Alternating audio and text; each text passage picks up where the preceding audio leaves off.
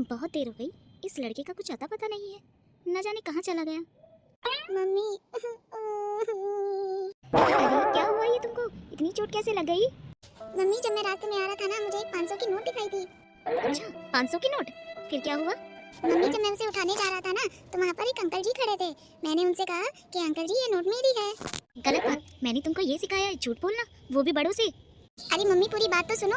हाँ बोलो। अरे मम्मी जब मैंने उन अंकल से ये बोला ना कि ये 500 की नोट मेरी है, तो उन्होंने कहा कि अभी थोड़ी देर पहले ये मेरी नोट गिर गई थी। तो इसमें उन्होंने गलत क्या कहा?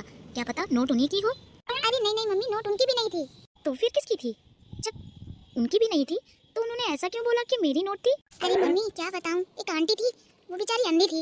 अब वो ना रास्ता ढूंढते ढूंढते ढूंढते बाजार जा रही थी। मैंने उनको देख लिया।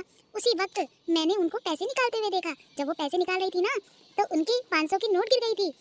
अब वो आंटी रुकी तो नहीं थी क्योंकि दूर थी ना, और मैं भी पहुंचते पहुंचते वहां पर टाइम लग गया। फिर क्या मम्मी, मैंने देखा कि वो अंकल भी उनके पीछे पीछे चल रहे थे, मगर वो उनके साथ के नहीं लग रहे थे। ऐसा लग रहा था जैसे कोई चोर हो। अच्छा फिर? मम्मी इससे पहले कि वो अंकल नोट उठाते, तो मैंने उनसे कहा ये नोट मेरी है।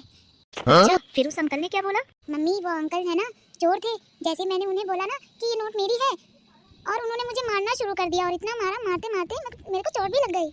कौन बदतमीज आदमी था वो, जिसने ये भी नहीं देखा कि छोटा सा बच्चा है, मैं इसको मारूंगा तो कितनी चोट लग जाएगी।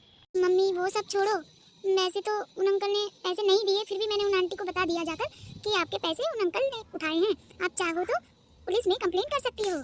आई एम सॉरी बेटा, मुझे लगा कि तुमने झूठ बोला है। बेटा रास्ते में कभी पैसे मिलते हैं ना, तो कभी भी उनको नहीं उठाना चाहिए।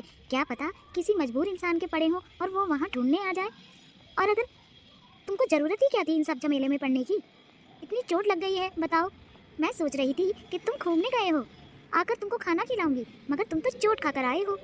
गलती तो मेरी भी है ना मम्मी, मैं घूमने गया था तो मुझे अपने खेलने पे ध्यान देना चाहिए था, इधर उधर नहीं। बेटा वो बात ठीक है कि तुम खेलने गए थे और तुमको अपना ध्यान सिर्फ खेलने में लगाना चाहिए था। मेरे कहने का मतलब ये है कि अगर हमारे आसपास कुछ भी गलत हो रहा हो ना, तो हमें फौरन पुलिस को खबर करनी चाहिए, समझी? ठीक है मम्मी। मम्मी एक बात कहूँ, जब मैं आ रहा था ना घर, तो मुझे लगा कि आप मेरी पिटाई कर दोगी। एक तो वैसी चोट लगी है, और चोट लग जाती। तुम तो मेरे राजा बाबू हो, तुमने आज जो भी किया सही किया, बस तरीका थोड़ा गलत था। पहले ही उस आंटी को बता दिया होता, फिर उनकी मदद करते तो ज़्यादा अच्छा होता। बट कोई बात नहीं, चलो बेटा मैं तुम्हारी दवाई लगा देती हूँ और चलकर गर्मा गर्म खाना खा लो। आज मैंने तुम्हारी पसंद का खाना बनाया है, ठीक है? तुम मेरे राजा बाबू हो, तुम कभी कुछ गलत कर ही नहीं सकते।